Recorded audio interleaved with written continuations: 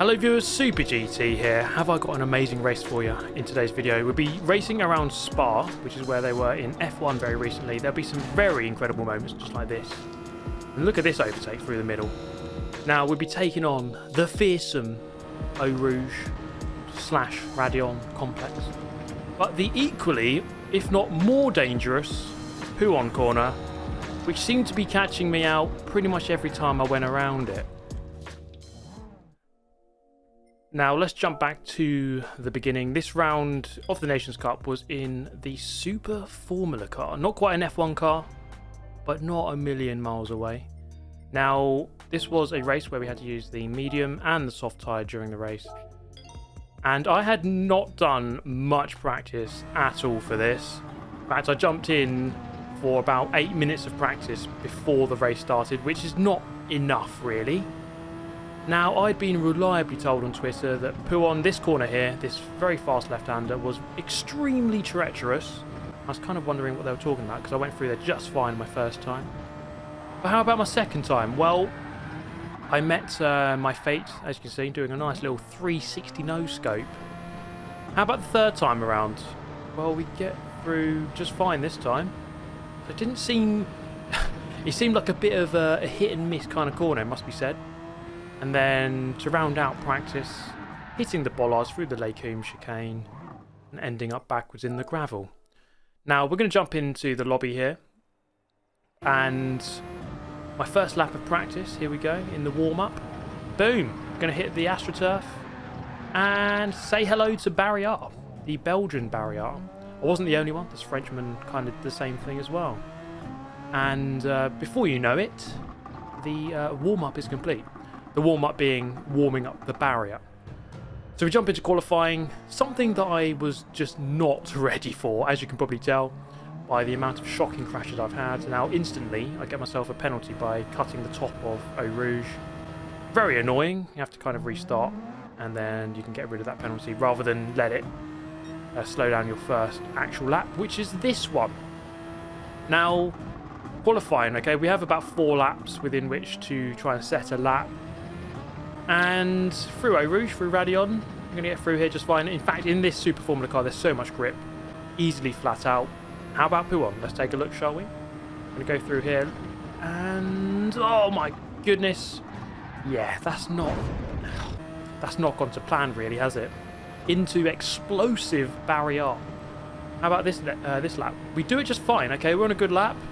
But, in typical fashion, look at this, right? Through the FANATEC Chicane. There's a car, there's a Spaniard out of the way, okay, great. And then, boom, into the back of an Italian who just appeared out of nowhere. So let's take a look at that again. He's in a ghosted form. And then he suddenly... yeah, funny. Now, this was my next lap, lap number 5. Actually, no, lap number 4. My 4th flying lap. We actually got through there, okay, without crashing. Was there going to be any invisible appearing Italians through here? Thankfully not this time around. Into the final chicane of the lap. And to be fair, I was just happy to finish the lap and not crash. But it wasn't a good lap. 14th on the grid out of 15. And nearly 3 seconds off the pace. Very worrying times indeed. But let me tell you, as we head into the race, onto the grid in my Arrows livery. I was pretty much a back marker. The livery reflected that. This was very much a race of patience. Allow me to demonstrate as we begin under the Belgian flag in the sky. Let's kick it off. 14th on the grid, 15 laps to do into turn 1. Couple of knocks up in front and it's turned kind of into a bowling alley. A lot of cars very wide there. And in real life there's actually gravel there now, but that is not reflected in the game as of yet. Through Eau Rouge, and we've gained a position against one person there. Up into 11th position so far. 3 positions gained so far in the race. Not too bad. Down the Kemmel Straight for the first time, into the Leicum Chicane. This is surely going to kick off here. A couple of cars very wide. The space opens up on the outside. We're going to sling it around the outside of 3 cars. Up into 8th position. Car slow on the right hand side. Looking to the inside, he covers me off. I'm going to go around the outside, go deep, and we're going to gain the positions against the Spaniard here, but lose one to the Frenchman again. And after all of that, half a lap, we've gone from 14th to 6th. And it's basically that meme where it's like, I'm here, but I don't know how I've done it. Things where you don't really know how it got there. That's basically me right now in this race. After such a minimal amount of practice where I was just basically crashing every 2 seconds, I suddenly find myself in the top 6 after half a lap. And I now have to decide how on earth I'm going to stay here without crashing. Now, I think the strategy really has got to be just drive very carefully and not at full speed at all times. Obviously, you can just try and drive really quickly, but this car is so on the edge that it's very, very easy to fall off and end up in the wall. So we're going to have to be very, very careful from here to the end. The car in front goes very deep into the final chicane, and that's going to put me quite close here. Is there going to be a chance of an overtake? I'm going to use a bit of boost. So you have quite a lot of boost that you can use in this race, and it's up to you to decide when and where to use it. And I felt like a common good place to use it was here at the end, at the beginning of the straight leading towards Eau Rouge Radion. On this occasion, I wasn't really close enough to go for this move against the Frenchman at the end of the Kemmel Straight, and by the time you get to this middle sector, there's not much grip because you have the wash of the car in front. Yellow flag. There's a car just recovering here in a very unusual position. There's Aegis there, the Austrian driver, recovering from some form of crash that he's had in a very unusual place on the track just before Pouhon indeed. And now I find myself in the top 5. And again, I still don't know how I'm here, but it's pretty much a case of just those who don't crash will end up towards the front. And that's proven to be true so far. At the end of lap number 3, you see here very close indeed to the Frenchman. And I decided, okay, we're close enough now. We're going to engage the overtake button, use it for its intended purpose, and got the inside at the beginning of lap 4 to take P4. And there we go. And as much as the overtake button is an attacking weapon, you can use it defensively too, as I am here. I'm going to use a good 3 or 4 seconds of overtake button just to try to to open up that gap to the car behind and make sure that he doesn't come back past me. As you can see, the gap isn't huge. Got Aegis coming back into the picture as well. But I'd used enough there. As you can see, he wasn't quite close enough to really go for that move into the Leicum Chicane here. So I'm now up into P4.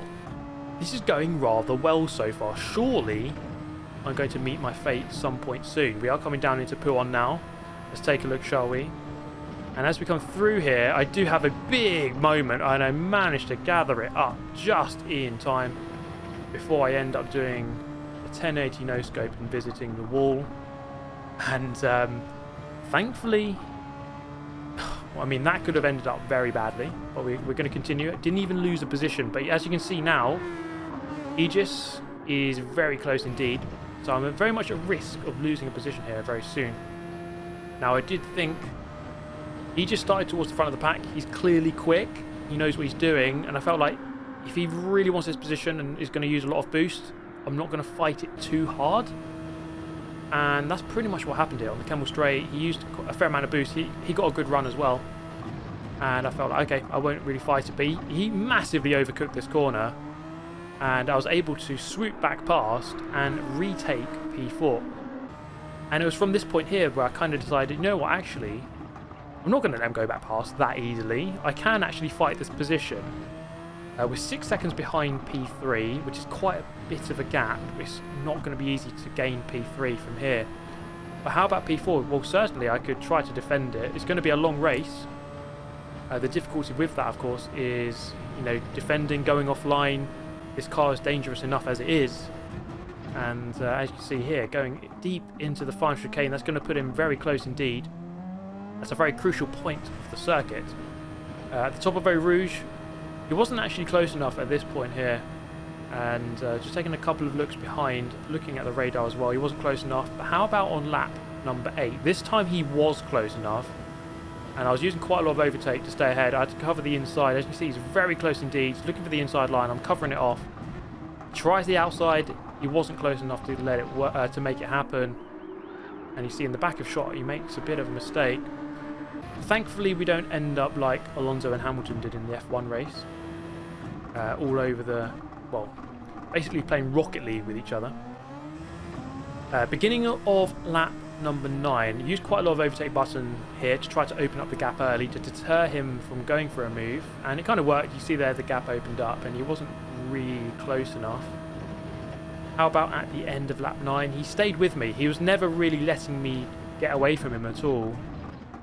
So he was really waiting for this overtake and I just couldn't really shake him off. I knew he was slightly quicker than me. And as you can see there, he goes into the pit lane, as does the car in front.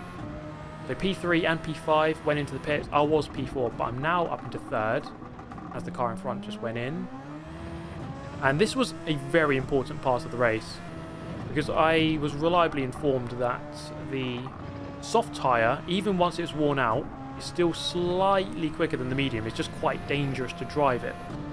So I felt like taking a risk and continuing on the soft tyre. As you can see here, I was getting quite used to taking Pouhon quite quickly now, despite the increasing tyre wear, as you can see. The tyres were dying of death by this point in the race, screaming in pain for the torture, especially for that middle sector, very punishing sector. End of lap 10, setting my fastest lap of the race so far, 52.4. So I knew I still had pace in the car and the tyres, despite the tyre wear. It just became quite tricky to drive. The gap to 4th, standing just over 15 seconds, and it was something I was monitoring throughout these couple of laps here, and I was actually getting away from the guy in 4th. Even though he had just pitted for fresh tyres, the mediums weren't quite as quick as the softs. It was just quite risky on the softs. Now, this is lap number 11. We're going to take a look at Aegis here, and he's going to make a mistake. So we were in a direct fight with this guy, given that he was right behind us a couple of laps ago before his pit stop. He makes one mistake, and then because of the dirty tyres, he makes another one here through the FANATEC chicane, the car getting very loose on him. And then we're going to take a look at the Spaniard here, who overtakes him, but also makes a mistake. Mistakes left, right and centre in this race, and as you can see, it was very much a war of attrition. Anyone who could just keep it on the track was going to do well in this one. And I decided I was going to do one more lap on this set of tyres. As we crossed the line, it was a 52.6, so not my fastest, but not far off. Still a mid 52. So I still had decent pace on these tyres. So I felt like, okay, we'll do another lap. We'll stay on these tyres for one more. Let's see how this car performs through the middle sector. By this point, the tyre wear, look at that, it's really, really bad. We're coming into Pouhon for the 12th time. Drinking game for the word Pouhon, by the way. We've taken it just fine. We survived. The gap up to 16.2, so we've actually gained a little bit compared to 4th over the last couple of laps. But the gap was about to open up quite a bit more because you can see it there, 17, 18. It eventually settled about 20 point something. And let's take a look at why. On board with LaFerrari, and he just drifts a little bit wide on the exit there, so mid-corner, and then suddenly the car gets very loose on him, and he has a very fast impact into barrier, and that caused him to lose maybe 4 or 5 seconds. And that meant for me it was a much easier decision to make to come into the pit lane and get onto the medium tyres, which I would have to use for 3 laps, lap 13, 14 and 15. The Arrows boys there doing a fantastic job getting the new tyres on. We exit the pit lane back onto the track and we are in P3. We're in 3rd place after all of that. Taking a look behind as we go into Eau Rouge, look at that. The cars behind are ominously close. LaFerrari there. He must be ruining his mistake. He must have lost, I think, yeah, about 4 or 5 seconds from that crash. And now he's 2 seconds behind. He would have been ahead if not for that crash. But now it's up to me to try to stay ahead for 2 3/4 laps to bring home a possible podium, which was quite unfathomable just before the race. In practice and qualifying, there's no way I could have envisioned being anywhere near the front in this race, given how frequently I was crashing. But here we are, we've got our tactics right so far, but you see there, they are gaining, only 1 second behind the SOE team, LaFerrari and Sabar, two guys from the same team, working in tandem to try to hunt me down with 2.5 laps remaining in this one. Lap 13 of 15. So I'll just have to hold on for basically about 5 more minutes in this race. Doesn't sound too long, but it really is when this car is very much on the edge at all times. Having to get used to the medium tyre as well. So this is actually the first lap I've actually done on the medium. So you just have to slightly adjust the way that you drive the car. Now I think LaFerrari made some sort of mistake.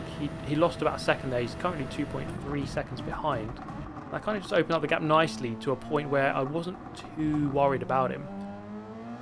With 2 laps left to go, the gap's sitting at 2.6 to the car behind. Let's not worry about first and second. They are a long way ahead.